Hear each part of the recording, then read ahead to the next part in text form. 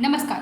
बात करने वाले हैं ज्योग्राफी से रिलेटेड प्रीवियस ईयर में आए हुए क्वेश्चंस के बारे में। जी हाँ, आगे आने वाले एग्ज़ाम्स के लिए काफ़ी उपयोगी रहेंगे ये सारे के सारे प्रश्न।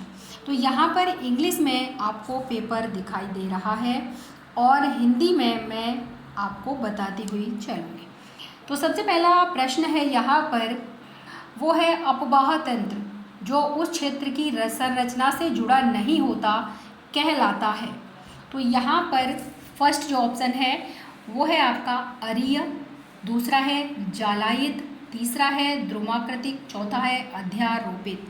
जी हाँ, अगर हम बात करते हैं अपवाह तंत्र जो उस क्षेत्र की संरचना से जुड़ा हुआ नहीं होता, तो इसका मतलब है उसको अध्यारोपित किया गया है। यानी कि जो हमारा आंसर है वो हो जाएगा फर्स्ट का 4। आते हैं सेकंड क्वेश्चन पर। सेकंड है, क्रिकमे ने डेविस से असहमत होते हुए प्लेन के लिए संपूरक पद दिया था। तो ये संपूरक पद कौन सा है? तो यहाँ पर ऑप्शन आप देख रहे हैं, पेडी प्लेन है, पेन प्लेन है, इच प्लेन है और है स्ट्रक्चरल प्लेन। तो यहाँ पर जो हमारा आंसर सही होगा वो हो जाएगा नंबर 2, यानी कि पेन प्लेन। नंबर 3 क्वेश्चन की बात करें तो इसमें आपसे पूछ रहा है कि निम्नलिखित में से कौन भ्रंश रेखा कगार का दृढ़ अनुमानिक है। तो भ्रंश रेखा कगार की बात कर रहे हैं। फर्स्ट ऑप्शन है इसमें आपका अध्यारोपित अफवाह, दूसरा है बार बार आने वाले बड़े भूकंप, तीसरा है स्क्रैप के साथ चिन्हित वास्तविक भ्रंशस्थल और चौथा है चट्टान रोध और स्थलाकृतिक रूप के बीच कमजोर सह संबंध। तो यहाँ पर जो हमारा आंसर सही हो जाएगा वो हो जाएगा थर्ड का 4। नेक्स्ट क्वेश्चन की बात करते हैं, क्वेश्चन नंबर 4। क्वेश्चन नंबर 4 में आप देख पा रहे होंगे कि यहाँ पर कथन और कारण से रिलेटेड है, ए और आर दिए हुए हैं। ए में पूछा गया है कि चट्टानों की गहराई एक रासायनिक क्षरण आर्द्र उष्णकटिबंधीय क्षेत्र के प्रमुख लक्षणों में से एक है। आर यानी कारण दिया गया है कि रासायनिक अपक्षय की तीव्रता अधिक हद तक जल की प्रचुरता और उच्च वायु तापमान पर निर्भर करती है। तो यहाँ पर आपका फर्स्ट ऑप्शन आप देखेंगे कि ए आर दोनों सही हैं और आर ए की व्याख्या कर रहा है, दूसरे में है आर ए की व्याख्या नहीं कर रहा है, तीसरे में है ए सही है आर गलत है और चौथे में है ए गलत है आर सही है। तो जब हम बात करते हैं रासायनिक अपक्षय की तीव्रता अधिक हद तक जल की प्रचुरता और उच्च वायु तापमान पर निर्भर करती है, तो ये भी सही है। और चट्टानों की गहराई तक रासायनिक क्षरण आर्द्र उष्णकटिबंधीय क्षेत्र के प्रमुख लक्षणों में से एक है। तो यहाँ पर आर ए की सही व्याख्या कर रहा है। तो यहाँ पर आंसर ठीक हो जाएगा 4 का नंबर 1। नेक्स्ट क्वेश्चन की बात करेंगे और नेक्स्ट क्वेश्चन भी आपका ए आर वाला ही है, यानी कथन कारण वाला है। तो इसमें आपसे पूछ रहा है कि मध्य अटलांटिक रीज के साथ साथ चलने वाले अंतः स्थल में ज्वालामुखी क्रिया की अत्यधिक संभावना होती है। दूसरा है कि अंध महासागर में यानी कि अटलांटिक महासागर में भूकंप आने का मुख्य कारण समुद्री तल का विस्तार होना है। तो यहाँ पर भी वही ऑप्शन है आपके, लेकिन अगर हम ऑप्शन को पढ़ते हुए देखेंगे तो हमें पता चल रहा है कि यहाँ ए आर दोनों सही हैं और आर ए की सही व्याख्या है। चलिएगा बात करेंगे नेक्स्ट क्वेश्चन की और नेक्स्ट क्वेश्चन है क्वेश्चन नंबर 6। क्वेश्चन नंबर 6 में आप देख रहे हैं कि यहाँ पर क्या है, लेखक हैं और पुस्तकों के नाम हैं। क्या करना है, मिलान करना है। फर्स्ट है आपका वुलरिज और मॉर्गन। इनकी अगर पुस्तक की बात करें तो इनकी पुस्तक का नाम है spirit and purpose of geography, यानी कि फर्स्ट हमारा सी से मिलान हो जाएगा। थानबरी की बात करें तो ये प्रिंसिपल ऑफ जियोमॉर्फोलॉजी है, तो ये आपका सेकंड का ए से मिलान हो जाएगा। और वहीं पर वॉन रिस्थोपिन की बात करें तो जियोमॉर्फोलॉजी यानी कि बी से मिलान होगा। स्टीयर की बात करें तो ये है अनस्टेबल अर्थ, तो इनका मिलान होगा डी से। अगर हम यहाँ पर कूट की बात करते हैं तो 6 का ठीक हो जाएगा हमारा 3 नंबर।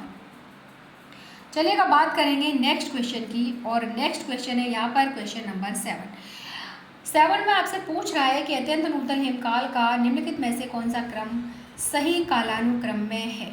यहाँ पर आपको 4 क्रम दिए गए हैं अत्यंत नूतन काल के और आपने पढ़े भी होंगे कि मिंडेल, बूर्म, गून्स, रिम। बूर्म, मिंडेल, रिम, गून्स और वहीं पर गुंस मिंडेल रिम वुर्म और रिम मिंडेल वुर्म गुंस। तो यहाँ पर आप देखेंगे तो यहाँ ऑप्शन आपका सही होगा 2 नंबर, यानी कि 7 का हो जाएगा 2। और ये आपका आप याद कर लीजिए कि ऐसे आप याद करेंगे गुमराव, तो यहाँ पर आपको पता चल जाएगा। नेक्स्ट क्वेश्चन की बात करेंगे। नेक्स्ट क्वेश्चन है आपका, इसमें भी कथन कारण वाला है। और देखिएगा इसमें आपसे पूछ रहा है कि अभी अपसरण पट्टिका मार्जिन के कारण समुद्र तल प्रसार होता है। दूसरा कह रहा है कि संरचनात्मक पट्टिका मार्जिन के फलस्वरूप भ्रंश निर्मित होता है। तो आप देख पा रहे होंगे कि जो आर है वो क्या है, वो गलत है और ए आपका सही है। तो यहाँ पर हमारा ऑप्शन ठीक हो जाएगा 3 नंबर। 8th का 3। 9th की बात करेंगे। 9 में आपका है कि यहाँ पर आपसे क्या कह रहा है कि कौन सा युग्म सुमेलित नहीं है, यानी कि 3 सही है और 1 गलत है। तो देखिए माइक्रो स्केल से क्या विक्षोभ मापा जाता है, ग्रहीय स्केल है उससे आपकी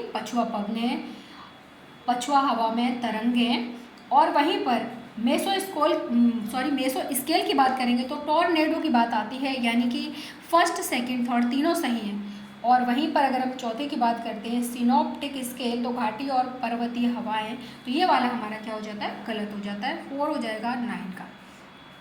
नेक्स्ट क्वेश्चन है कि पूछ रहा है इसमें कि ध्रुवीय जेट स्ट्रीम के संबंध में निम्नलिखित में से कौन सा कथन सही नहीं है।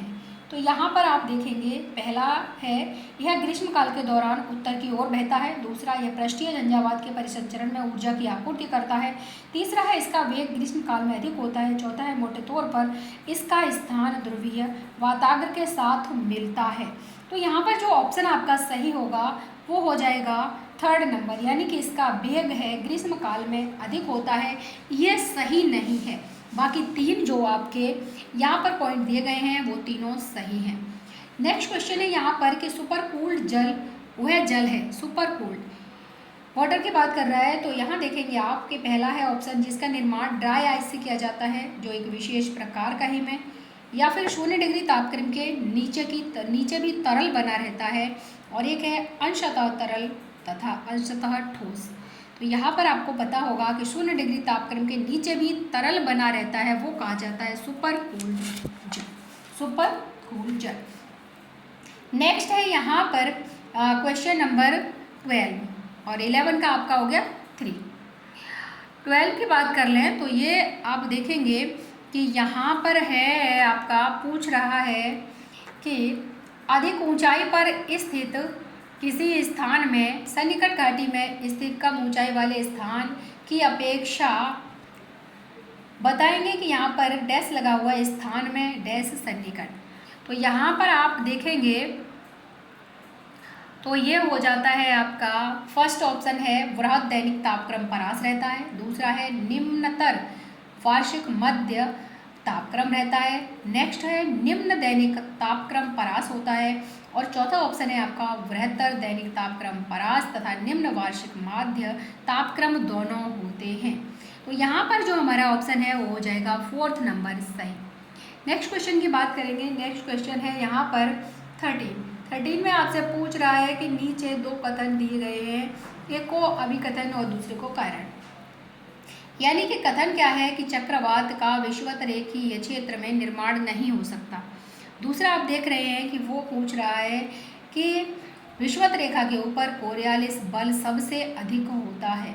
तो यहाँ पर आपको ये पता चल गया कि एक इसमें से क्या है, गलत है कि विषुवत रेखा के ऊपर कोरियालिस बल सबसे अधिक होता है। जब ये गलत है तो हमारा ऑप्शन ठीक हो जाएगा 3rd नंबर। नेक्स्ट बात करते हैं 14 क्वेश्चन की, और इसमें पूछ रहा है कि वायु की किसी दी हुई मात्रा में जलवाष्प की वास्तविक मात्रा निम्नलिखित में से किस तापक्रम सापेक्ष आर्द्रता संयोजन में सर्वाधिक है। तो इसे आप देखेंगे यहाँ ऑप्शन आपका है 40 डिग्री सेंटीग्रेड से 100% है, और वहाँ पर 25 डिग्री सेंटीग्रेड पर कितना है 100%, या फिर 0 डिग्री सेंटीग्रेड पर 100%, या फिर 30 डिग्री सेंटीग्रेड पर 50%। तो यहाँ हमारा ऑप्शन 1 ठीक होगा, यानी कि 40 डिग्री सेंटीग्रेड 100%। नेक्स्ट क्वेश्चन है यहाँ पर पूछ रहा है आपसे नंबर 15 कि जब चिनूक बात पर्वतीय श्रृंखला के प्रति पवन ढाल से आती है, यानी कि चिनूक जो हवाएं हैं उनकी बात कर रहा है। तो यहाँ पर है फर्स्ट इसमें लिखा हुआ है कि संतृप्तता वाष्प दबाव बढ़ जाता है। दूसरा लिखा है सापेक्ष आर्द्रता घट जाती है। तो यहाँ पर ना तो संतृप्ता वाष्प दबाव बढ़ता है और ना ही सापेक्षिक आर्द्रता घटती है, यानी कि दोनों ऑप्शन क्या है, गलत है। तो हमारा जो सही होगा आंसर वो हो जाएगा 4th नंबर। नेक्स्ट क्वेश्चन है यहाँ पर, उसमें आपसे पूछ रहा है, देखिए एक तरफ है लिस्ट फर्स्ट और सेकंड। तो लिस्ट फर्स्ट में निरपेक्ष आर्द्रता, सापेक्ष आर्द्रता, विशिष्ट आर्द्रता, मिश्रण अनुपात। देखिए जो सबसे पहला है निरपेक्ष आर्द्रता, तो निरपेक्ष आर्द्रता किसे कहते हैं, वायु के प्रति इकाई आयतन में उपस्थित नमी का कुल भार, यानी कि डी से मिलान होगा इसका। और बी नंबर है सापेक्ष आर्द्रता, वो होता है आपका निश्चित आयतन और तापक्रम में वायु में वास्तव में उपस्थित जलवाष्प तथा उसी तापक्रम में वायु में अधिकतम मात्रा में रहने धारण करने वाले जलवाष्प की मात्रा का अनुपात। तो बी ये हो जाएगा आपका जो सेकंड नंबर है उसका सी से मिलान। विशिष्ट आर्द्रता क्या होती है, तो जलवाष्प सहित 1 किलोग्राम वायु में निहित जलवाष्प का द्रव्यमान ग्राम में। तो ये आपका थर्ड हो जाएगा बी से मिलान। और बचा आपका डी, यानी कि बचा आपका 4th नंबर, और वो हो जाएगा ए से मिलान, यानी कि मिश्रण अनुपात में जलवाष्प के भार तथा प्रति इकाई शुष्क वायु के आयतन का अनुपात होता है। ऑप्शन की बात करेंगे तो यहाँ पर हो जाएगा 2 नंबर, यानी कि DCBA। चलिए अगर बात करते हैं हम नेक्स्ट क्वेश्चन की, और नेक्स्ट क्वेश्चन है 17। किस भूवैज्ञानिक अवधि के दौरान महासागर ने अपनी वर्तमान सतह प्राप्त की। तो यहाँ पर आपको क्या दिया गया है, युग दिए गए हैं होलोसीन, मायोसीन, कैम्ब्रियन और जुरासिक। तो ये काम कब हुआ, होलोसीन, यानी कि फर्स्ट नंबर सही है 17 का। दूसरा है पिरामिड की बात कर रहा है कि बायोमास का पिरामिड डैश के मामले में प्रतिलोमित होता है, किसके मामले में प्रतिलोमित होता है। तो यहाँ पर है पहला ऑप्शन वन पारिस्थितिकी तंत्र, दूसरा है घास स्थल पारिस्थितिकी तंत्र, तीसरा है समुद्री पारिस्थितिकी तंत्र, चौथा है अलवण जल, यानी कि यहाँ पर अलवण जल फ्रेश वाटर पारिस्थितिकी तंत्र। तो बायोमास का पिरामिड की बात कर रहे हैं तो अलवण जल होगा, फ्रेश वाटर पारिस्थितिकी तंत्र, यानी 4th नंबर हमारा यहाँ पर सही हो जाएगा। नेक्स्ट क्वेश्चन की बात करें तो है विश्व जैव विविधता में भारत के योगदान की प्रतिशतता। तो ये आपकी कितनी रहने वाली है, 2, 4, 6, 8। तो ये होती है 8%, यानी कि 19 का चौथा सही है। नेक्स्ट क्वेश्चन की बात करें तो यहाँ पर है क्वेश्चन नंबर 20, और इसमें पूछ रहा है आपसे कि निम्नलिखित में से मूंगे की चट्टान के निर्माण के लिए समुद्री जल का आदर्श तापमान, यानी कि मूंगे की चट्टान के लिए यहाँ पर टेम्परेचर की बात पूछ रहा है जल की। तो देखिए यहाँ पर हो जाएगा आपका आप देख रहे हैं पहला तो है इसमें कितना है, कम से कम 20 डिग्री सेंटीग्रेड, दूसरा 15 डिग्री, तीसरा 10 डिग्री, चौथा 5 डिग्री। तो कम से कम 20 डिग्री सेंटीग्रेड होना चाहिए, तो वो सही हो जाएगा आपका यहाँ पर ए नंबर, यानी कि 1 फर्स्ट वाला। और 21 की बात करें निम्न में से किस देश में विश्व की सबसे लंबी तट रेखा है। तो आपको पता होगा कि देश की बात कर रहे हैं, तट रेखा की बात कर रहे हैं तो ऑस्ट्रेलिया, ब्राज़ील, जापान और कनाडा। तो यहाँ पर कनाडा की हो जाएगी। और नेक्स्ट बात करें क्वेश्चन की, तो यहाँ देख रहे हैं आपके सूक्ष्म ज्वारीय शब्द किस वृहत ज्वार परास को संदर्भित करने के लिए अपनाया गया है। तो वो हो जाता है आपका यहाँ पर फर्स्ट, सेकंड, थर्ड, फोर्थ, यानी कि 4th नंबर आपका यहाँ पर सही होगा। नेक्स्ट क्वेश्चन है यहाँ पर कि भारत में स्थानिक प्रजातियाँ मुख्यतः डैश में पाई जाती हैं। तो स्थानिक प्रजातियों की बात कर रहे हैं, पूर्वी भारत पूछ रहा है, मध्य भारत, पूर्वोत्तर भारत या फिर उत्तर पश्चिम भारत। तो यहाँ पर आपका हो जाएगा नॉर्थ ईस्ट इंडिया, यानी कि 3rd नंबर। नेक्स्ट क्वेश्चन है यहाँ पर कि बुक्स दी रखी है और यहाँ पर लेखक का नाम दे रखा है। तो देखिएगा C.A.M. किंग की बात करेंगे तो इनकी हो जाएगी बीट्स एंड पोट्स, यानी डी। और D.F. रिटर की बात करेंगे तो प्रोसेस जियोमॉर्फोलॉजी आएगी C नंबर। और R.A. बागनोल की बात करेंगे तो इनकी हो जाएगी the physics of the blown sand and desert dunes. वहीं पर अगर हम आगे बात कर लें तो R.A. बागनोल का हो गया। उसके बाद हमारे पास एक बचता है S.A. सुम, और इनकी हो जाएगी to interpret the earth. Option की बात कर लें तो यहाँ पर आपका हो जाता है D, C, A, B। हो जाएगा सेकंड, यानी कि दूसरा। नेक्स्ट क्वेश्चन है यहाँ पर कि नेचर ऑफ ज्योग्राफी किसने दी। तो नेचर ऑफ ज्योग्राफी आपको पता होगा रिचर्ड हार्टशॉन है, और ये है 4th नंबर, ठीक हो जाएगा 25 का। 26 की बात करेंगे। 26 में देखिएगा arrange the following scholar in the correct chronological order, select the correct answer from the code given below.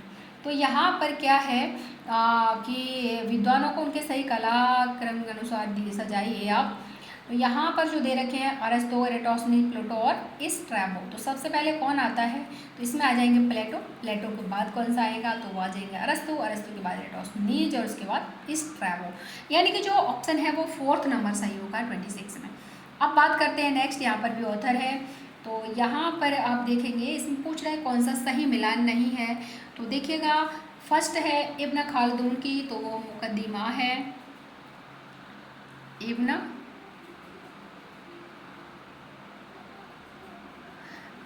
Sorry अभी ये क्वेश्चन हमारा मिस हो गया, ये 27 की बात करेंगे अभी, उसके बाद 28 आएगा। 27 में देख रहे हैं आपकी एक तरफ लेखक एक तरफ पुस्तक हैं। तो ऑल्टो शूल्टर की बात करें तो इनकी कौन सी है, जी हाँ इनकी है visual content of landscape.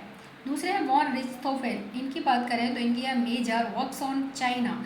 Next है आपका third Oscar Peschel, Oscar Peschel की बात कर लें तो इनका हो जाता है दास आइसलैंड। और वहीं पर फ्रेडरिक रेटजेल जो कि पॉलिटिकल जियोग्राफी है।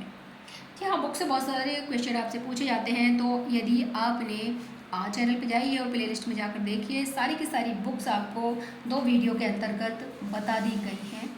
नेक्स्ट है यहाँ पर क्वेश्चन देखें, उससे पहले आपका इसमें कौन सा सही हो जाएगा, तो हमारा 27 का फर्स्ट सही हो जाएगा।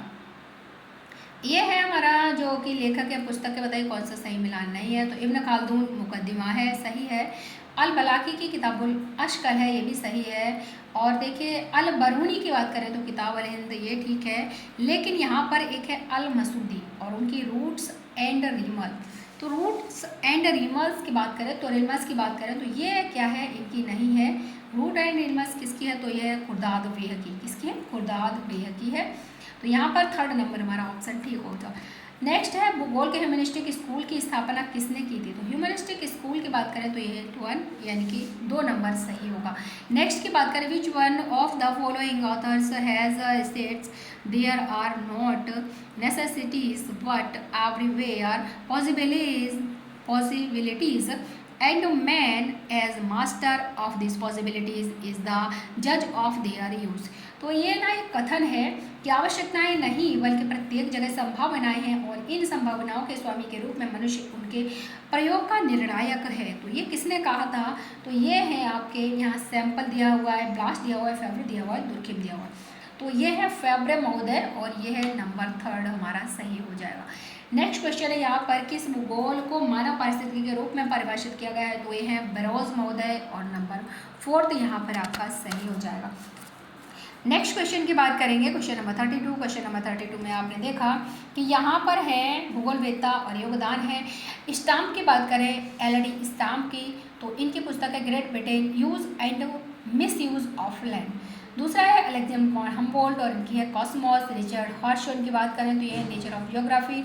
आर डिकिंसन की बात करें तो मेकर्स ऑफ मॉडर्न ज्योग्राफी, यानी कि हमारा ऑप्शन ठीक हो जाएगा 4th नंबर CDBA, ठीक है। नेक्स्ट क्वेश्चन की बात करेंगे 33 और 33 में आपसे क्या पूछ रहा है, इसमें आपसे पूछ रहा है कि बताइएगा राज्य हैं और दूसरी तरफ क्या है सेंसस 2011 की यहाँ पर इन्होंने आप देख रहे होंगे लिटरेसी रेट्स दे रखे हैं, है ना, यानी कि साक्षरता दर।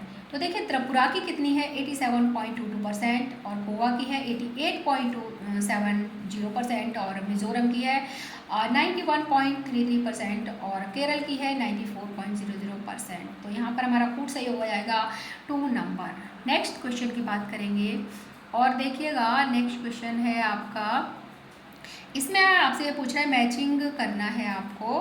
तो यहाँ पर एक तरफ है संघ राज्य क्षेत्र या राज्य और दूसरी तरफ है जनगणना के अनुसार 2011 की जो जनगणना है उसके अनुसार जनसंख्या की दशकीय वृद्धि दर।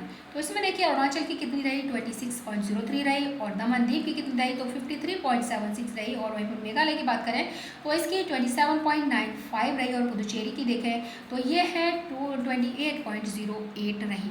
तो यहाँ पर आप देखेंगे ऑप्शन हमारा सही हो जाएगा 2 नंबर, ठीक है। चलिएगा बात करेंगे नेक्स्ट क्वेश्चन की और यहाँ पर जो नेक्स्ट क्वेश्चन है वो है आपका,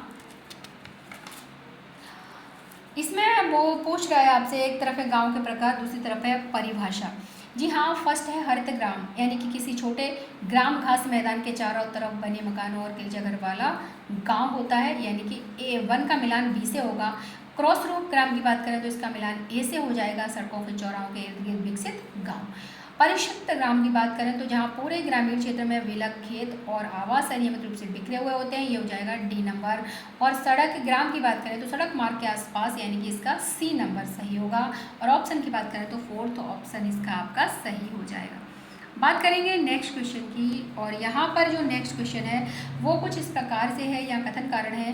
कथन है कि लॉस का मॉडल क्रिस्टल के मॉडल की अपेक्षा कम नियामक है। लॉस ने प्रत्येक सेक्शन को अलग रेंज, त्रिशूल और षटकोणीय पृष्ठभूमि वाला माना था। तो देखिए यहाँ पर दोनों सही है, और यहाँ पर आरे की सही व्याख्या है, यानी कि फर्स्ट वाला सही हो जाएगा। नेक्स्ट क्वेश्चन है यहाँ पर निम्नलिखित में से कौन सा सिद्धांत अभिगमन यानी ट्रांसपोर्ट लागत की व्याख्या करता है, और यह सीधी रेखा मार्ग पर केंद्रीय स्थानों की संख्या को अधिकतम बनाता है। तो यहाँ पर सही हो जाता है आपका 1, यानी कि यातायात, ट्रैफिक। नेक्स्ट क्वेश्चन है 38, और उसमें पूछ रहा है आपसे कि नगरों की परिभाषित करने के लिए भारत की 2011 की जनगणना के निम्नलिखित में से किस मानदंड को अपनाया गया था। तो जनसंख्या के घनत्व के द्वारा, यानी कि 2 नंबर सही है, पॉपुलेशन डेंसिटी। नेक्स्ट की बात करें, यहाँ पर क्वेश्चन नंबर है आपका 39, और पूछ रहा है कि जेफरसन ने किस वर्ष में the law of the primate city शीर्षक अध्ययन में प्रमुख शहर और निकटतम सबसे बड़े शहरों के बीच आकार संबंध की जांच की थी। तो ये 1939 में इन्होंने की थी, फोर्थ नंबर ठीक हो जाएगा। बात करते हैं नेक्स्ट क्वेश्चन की, और नेक्स्ट क्वेश्चन है आपका कि यहाँ पर खनिज अयस्क हैं और एक तरफ है खनिज। तो खनिज अयस्क को खनिज से मिलान करना है। चाल को पाइराइट की बात करें तांबे से मिलान होगा, लिमोनाइट की बात करें लौह से होगा, मस्कोवाइट की बात करें अब्रक से होगा, बॉक्साइट की बात करें तो एल्यूमिनियम से हो जाएगा, यानी कि सेकंड हमारा ऑप्शन यहाँ पर सही हो जाएगा। नेक्स्ट क्वेश्चन है कथन कारण है, और इसमें आपसे पूछ रहा है कि स्वतंत्र उद्योगों में गतिशीलता बहुत कम होती है, उद्योग कौशल आधारित होते हैं। तो यहाँ पर आपके यार दोनों सही हैं, आर्य की सही व्याख्या है। नेक्स्ट क्वेश्चन की बात करें तो देखिएगा यहाँ पर है आपके हिटलसी के द्वारा दिए गए कृषि प्रणाली है, और इधर है देश। तो देखिए चलवासी पशुचारण की बात करें तो मंगोलिया, और भूमध्य सागरीय कृषि की बात करें तो ये मोरक्को, और दुग्ध व्यवसाय दुग्ध उद्योग की बात करें तो यहाँ पर हो जाता है आपका न्यूजीलैंड, और पशुपालन यानी रेंच की बात करें तो यहाँ पर आ जाता है ब्राज़ील। तो यहाँ पर जो हमारा ऑप्शन सही होगा वो थर्ड नंबर सही हो जाएगा। नेक्स्ट क्वेश्चन है यहाँ पर कि स्पेन विश्व के आर्थिक रूप से विकसित देशों में से एक है। यहाँ खनिज संपदा का विशाल भंडार है। तो ये गलत है कि खनिज संपदा का विशाल भंडार है, तो ये गलत हो जाएगा। तो यहाँ पर हमारा क्या सही होगा, ऑप्शन 3 सही हो जाएगा। नेक्स्ट क्वेश्चन है यहाँ पर कि निम्नलिखित में से किस लेखक ने क्षेत्रों, पूरकता, हस्तक्षेप, अवसर, स्थानांतरणीयता के बीच पारस्परिक व्यवहार को प्रभावित करने वाले 3 मूल कारकों की पहचान की है। तो इसका ऑप्शन आपका फोर्थ नंबर सही होगा, E.L. उलमान। नेक्स्ट क्वेश्चन आप देख पा रहे होंगे यहाँ पर है, और ये आरेख के अनुसार यहाँ पूछा गया है कि किसी विभिन्न स्थलीय लागत राजस्व स्थिति में इष्टतम लाभ बिंदु को दर्शाने वाला इनमें से कौन सा सही है। इष्टतम लाभ बिंदु पूछ रहा है आपसे, तो यहाँ सही हो जाएगा आपका C नंबर। नेक्स्ट क्वेश्चन है यहाँ पर, और इसमें भी आपका क्या पूछ रहा है कि 6 बिंदुओं के बीच कितने प्रतिच्छेदक संपर्क हैं। तो इसमें आपका फोर्थ नंबर सही है, 12। नेक्स्ट क्वेश्चन है यहाँ पर डोलिकोसीफेलिक मानव प्रजाति का सिर सूचकांक का मान है। 75 से कम है, 80 से कम है, 85 से कम है, 90 से कम है। तो यहाँ पर फर्स्ट वाला आपका ठीक है कि यह हो जाता है 75 से कम। नेक्स्ट क्वेश्चन है यहाँ पर 48, उसमें पूछ रहा है आपसे कि यहाँ पर है पूरी 19वीं सदी के दौरान रूस तुर्की को अपने कब्जे में करना चाहता था। इसका मुख्य कारण यह है कि रूस नंबर 1 ऑप्शन है मध्य पूर्व में शांति स्थापित करना चाहता था, दूसरा भूमध्य सागर में अपनी पहुंच बनाना चाहता था, तीसरा बाइजेंटीनी साम्राज्य स्थापित करना चाहता था, चौथा है 1 और 3 दोनों। तो यहाँ हमारा ऑप्शन ठीक होगा, भूमध्य सागर में अपनी पहुंच बनाना चाहता था। नेक्स्ट यानी इसमें 2 सही हो जाएगा। अब है आपका 49 के भूगोल में मानवतावाद के बारे में निम्नलिखित में से कौन सा कथन सत्य नहीं है। तो इसमें आप देख रहे हैं कि पहला है ऑप्शन मानवतावाद मनुष्य को मशीन नहीं मानता, सही। मानवतावाद मनुष्य को मशीन नहीं मानता, ये तो बात ठीक है। मानवतावादी भूगोल मनुष्य की जागरूकता, मनुष्य की चेतना और मानव द्वैत पर जोर देता, ये भी ठीक है। तीसरा है मानववादी सतह की ज्यामितीय अवधारणा के आधार पर क्षेत्र और स्थान में घटक को स्वीकार करते हैं। तो ये आपका गलत है यहाँ पर, यानी कि थर्ड ऑप्शन हमारा ठीक होगा। नेक्स्ट क्वेश्चन है यहाँ पर क्वेश्चन नंबर है आपका कार्टा मैरिना है। कार्टा मैरिना की बात पूछ रहा है। अरब के भौगोलिकविदों द्वारा प्रयुक्त मानचित्र लेखन उपकरण, या फिर अल मसूदी द्वारा लिखा गया एक ग्रंथ, या फिर कह रहा है कि बताइए वॉल्ट सिम्यूलर द्वारा तैयार किया गया अमेरिका का एक मानचित्र, या फिर यहाँ पर है खोज काल का अनुवर्ती काल। तो इसका जो आंसर हो जाएगा वो हो जाएगा थर्ड नंबर, यानी कि वॉल्ट सिम्यूलर द्वारा तैयार किया गया अमेरिका का मानचित्र है। ठीक है, तो यहाँ पर जो हमारा ऑप्शन ठीक होगा वो हो जाएगा आपका 50 नंबर, उसका है आपका थर्ड। नेक्स्ट क्वेश्चन है यहाँ पर, ये है आपका, इसमें पूछ रहा है कि बताइएगा निम्नलिखित में से पोलर जियोपॉलिटिक्स के लेखक कौन हैं। जियोपॉलिटिक्स, तो यहाँ पर आप देखेंगे कि इसमें आपका सही हो जाएगा पोलर जियोपॉलिटिक्स पूछ रहा है तो रिचर्ड पावेल, यानी 1 ठीक है इस वाले में। यानी कि आप क्वेश्चन नंबर देखेंगे तो ये आपका 51। अब 52 की बात कर रहे हैं। 52 में देखिए यहाँ पर है आपकी social process explain the spatial organisation this statement pertain to. तो यहाँ पर आपसे पूछ रहा है कि सामाजिक क्रियाएं स्थानीय संगठन की व्याख्या करती हैं, यह कथन किसके संबंध में है। तो यह है मार्क्सवाद, यानी कि आपका मार्क्सिज्म है, सेकंड नंबर। नेक्स्ट है यहाँ पर क्वेश्चन नंबर 53, और इसमें आपसे पूछ रहा है कि सूची फर्स्ट को सेकंड से मिलान करना है। तो देखिएगा फर्स्ट है इसमें हैंकर स्टैंड, इन्होंने अभिनव परिवर्तन का भौगोलिक प्रसार, यानी बी नंबर होगा सही। बेल विलियम वंज की बात करें तो इनका सैद्धांतिक भूगोल है, ए नंबर। और गिलबर्ट वाइट की बात करें तो इनका हो जाता है बाढ़ के प्रति मानवीय प्रतिक्रिया, यानी डी नंबर। और वॉल्टर इजार्ड की बात करें तो इनका है क्षेत्रीय विश्लेषण की विधियाँ। तो देखिए ऑप्शन आपका ठीक हो जाएगा फोर्थ, यानी कि BADC। नेक्स्ट क्वेश्चन की बात करेंगे। क्वेश्चन नंबर है यहाँ पर हमारा 54, और 54 में क्या पूछ रहा है, तो इसमें पूछ रहा है आपसे कि कथन और कारण की बात है। सामाजिक संकेतक आंदोलन संयुक्त राज्य अमेरिका में 60 के दशक में तेजी से विकसित हुआ। यह संयुक्त राज्य अमेरिका के समाज में व्यापक पैमाने पर सामाजिक समस्याओं के उठने की प्रतिक्रिया में विकसित हुआ। कथन और कारण दोनों सही तो हैं, लेकिन व्याख्या नहीं कर रहे, इसलिए हो जाएगा 2 नंबर।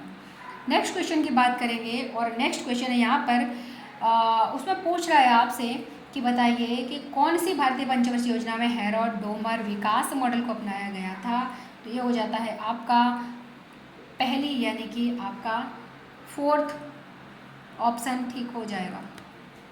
नेक्स्ट है यहाँ पर कि किस योगदानकर्ता ने संपन्न लोगों की अधिकता वाले सेक्टर और निर्धन लोगों की अधिकता वाले सेक्टर की संकल्पना को शामिल करते हुए डब्ल्यू क्रिस्टॉलर के केंद्रीय स्थान को परिशोधित किया है। तो इसमें आपके हो जाते हैं ऑगस्ट लॉस, यानी कि फोर्थ नंबर सही है। नेक्स्ट है आपका, इसमें आपको दिया गया है कि संकेतक मानव विकास सूचकांक से संबंधित नहीं है। तो देखिए जन्म के समय जीवन प्रत्याशा तो इसमें समाहित है, फर्स्ट वाला है, थर्ड वाला शैक्षिक दक्षता है, और फोर्थ वाला जीवन स्तर ये भी है, लेकिन जो 2 है वो आपका नहीं है। सोशल ओवरहेड कैपिटल ये वाला नहीं है, सामाजिक ऊपरी पूंजी ये इसमें नहीं आता, यानी थर्ड नंबर हमारा ऑप्शन सही है। अब यहाँ पर फिर से कथन कारण है कि अर्थव्यवस्था के स्थानिक संगठन में क्षेत्रीय विषमताएं हैं। दूसरा है कि आर्थिक गतिविधियों में अंतर्निहित कारकों के बीच अंतरक्रिया स्थानिक संगठन के मुनावट को प्रभावित करती है। तो ये दोनों सही हैं, और यहाँ पर RA की सही व्याख्या है, तो ये हमारा सही हो जाता है 1 नंबर। नेक्स्ट क्वेश्चन है यहाँ पर 59, और उसमें पूछ रहा है आपसे कि यहाँ पर क्या है क्षेत्रों का प्रकार, और एक तरफ है परिभाषाएं, तो इनको आपको क्या करना है, मिलाना है। समस्या क्षेत्र वो होता है, तो B नंबर है इसमें, कि वे क्षेत्र जो निकट भविष्य में विकास की अत्यल्प संभावना प्रदर्शित करते हैं। दूसरे की बात करें प्रमुख क्षेत्र, वो होता है कि क्षेत्रीय चरित्र यानी डी नंबर, और विकास हेतु संसाधनों के संबंध में न्यूनतम विषमता और अपने पड़ोसियों से विशिष्टता होनी चाहिए। और थर्ड है भावी क्षेत्र, तो ये ए से मिलान करेगा कि प्रचुर संसाधन क्षमता परंतु प्रौद्योगिकी परिवर्तन के लिए सामाजिक आर्थिक अड़चनों का सामना करता है। और वहीं पर गतिशील क्षेत्र की बात करें तो ये सी से मिलान करेगा कि विकसित औद्योगिक क्षेत्रों को समर्थन और मुख्य रूप से शहरी आबादी को। तो इसमें हो जाता है हमारा BDAC यानी कि बात करते हैं थर्ड ऑप्शन सही हो जाएगा थर्ड। नेक्स्ट क्वेश्चन है यहाँ पर मैचिंग का है और आपको शहरों के प्रकार दिए हैं, सिटीज़ दिए हैं। तो देखिएगा इसमें आपका पत्तन शहर की बात करें तो एक बॉम्बे, कोलकाता, मद्रास है ना। दूसरा है औद्योगिक शहर की बात करें तो भिलाई, राउरकेला, जमशेदपुर। खनिज आधारित शहर की बात करें सिंहभूमि, क्योंझार और रीवा। ऐतिहासिक शहर की बात करें तो आगरा, जयपुर, मदुरई, यानी कि सही होगा ऑप्शन 4। नेक्स्ट क्वेश्चन है यहाँ पर आपका महानगरीय शहर सामान्य रूप से अनुषंगी शहरों से घिरे होते हैं। और इसमें आर है कि कस्बों का मुख्य कार्य नगरों पर पड़ने वाली जनसंख्या के दबाव को कम करना है। तो जी हाँ, ये बिल्कुल सही है दोनों कथन, और आर की सही व्याख्या कर रहा है। नेक्स्ट क्वेश्चन है यहाँ पर 62 की विख्यात मकराना संगमरमर की खानें भारत के निम्न में से किस राज्य में स्थित है। ये आपको अच्छे से पता होगी कि राजस्थान में है, तो हमारा 2 नंबर सही हो जाता है। नेक्स्ट क्वेश्चन है यहाँ पर कि भारत में पर्यावरण संरक्षण अधिनियम तब पारित हुआ था जब डैश सरकार के मुखिया थे, कौन थे तब मुखिया, तो यहाँ पर थे स्वर्गीय राजीव गांधी, यानी कि 4th नंबर हमारा सही हो जाता है। नेक्स्ट क्वेश्चन है 64 और बोल रहा है कि कौन सा भौतिक आकृतियों का क्रम सही है। जब हम भौतिक आकृतियों की बात करते हैं तो मैदान, तराई, भावर और पहाड़ की बात आती है, तो यानी 4th नंबर हमारा सही हो जाएगा। नेक्स्ट क्वेश्चन की बात कर रहे हैं, यहाँ पर है फर्स्ट और सेकंड को आपको मिलान करना है। तो बेगा यानी मध्य प्रदेश, भूटिया उत्तराखंड, कार्बी असम और रंगपा सिक्किम, यानी कि यहाँ पर हो जाता है आपका 2 नंबर सही है DCAB। नेक्स्ट क्वेश्चन है यहाँ पर 66 और इसमें आपसे पूछ रहा है कि एक तरफ क्या है पहाड़ी के नाम है, दूसरी तरफ राज्य के नाम है। तो देखिए मिकिर पहाड़ियाँ कहाँ पर है, असम में है, अमरकंटक मध्य प्रदेश में है, और अमरकंटक से 2 नदियाँ निकलती है, एक तो नर्मदा और एक सोन, ये आपको पता होना चाहिए। और खासी पहाड़ियों की बात करें तो आपको पता है कि गारो खासी जयंतिया मेघालय के अंतर्गत है। बाबा बुदन की पहाड़ियों की बात करें तो ये कर्नाटक में है। ऑप्शन सही हो जाएगा हमारा 3rd number BADC। Next question है यहाँ पर, इसमें आपको करना क्या है, एक तरफ है रिवर नेम है, दूसरी तरफ अर्बन स्टेटमेंट, अर्बन सेटलमेंट है। तो यहाँ पर यानी कि नदी का नाम और शहरी बस्ती। गंगा की बात करें तो कानपुर, कृष्णा की बात करें विजयवाड़ा, और ब्रह्मपुत्र की बात करें तेजपुर, और महानदी की बात करें तो कटक, यानी ऑप्शन सही है हमारा 4th नंबर। नेक्स्ट क्वेश्चन है यहाँ पर पूछ रहा है आपसे कि सैटेलाइट सेंसर्स हैं और एक तरफ है IFOV पैन। तो देखिएगा IRS first C list second की बात करें तो ये आपका B से मिलान होगा 5.80 मीटर। दूसरा है स्पॉट 5 HRB, ये D से मिलान होगा 500 मीटर। DG क्विक वर्ड 2 यानी ये मिलान होगा A से, और ये है 0.61 मीटर। और वहीं पर ADAVNIR ये होगा आपका C से 8.00 मीटर, यानी कि सेकेंड यहाँ पर ऑप्शन सही है। नेक्स्ट क्वेश्चन की बात करेंगे और नेक्स्ट क्वेश्चन है यहाँ पर आपका 69 और इसमें दे रखी है आपको जून 2010 में किसी विशेष स्थान की मासिक वर्षा का वितरण नीचे दिया हुआ है, और यहीं पर आपको इसका क्या बताना है, निम्नलिखित वितरण के परिकलित औसत मान में से कौन सा सही है। तो वो आप देख रहे हैं कि यहाँ पर इसमें जो सही था वो था 3rd नंबर, आप निकाल के देख सकते हैं। नेक्स्ट है यहाँ पर निम्नलिखित में से किस डायग्राम का उपयोग गैर क्षेत्रीय विशेषता डेटा को दर्शाने के लिए किया जाता है। तो प्रवाह रेखा, स्तंभ और घन, वर्णमात्री, सम्मान रेखा। तो यहाँ पर सेकंड ऑप्शन सही है आपका बार एंड क्यूब्स। नेक्स्ट क्वेश्चन है यहाँ पर कि निम्नलिखित में से कौन सा सहसंबंध गुणांक इसके मान से मेल नहीं खाता, यानी कि मान से मेल नहीं खाता, वो हो जाता है इसमें सेकंड, और वो है आपका अपूर्ण ऋणात्मक R बराबर -1.0। नेक्स्ट क्वेश्चन है यहाँ पर और वो है आपका 67।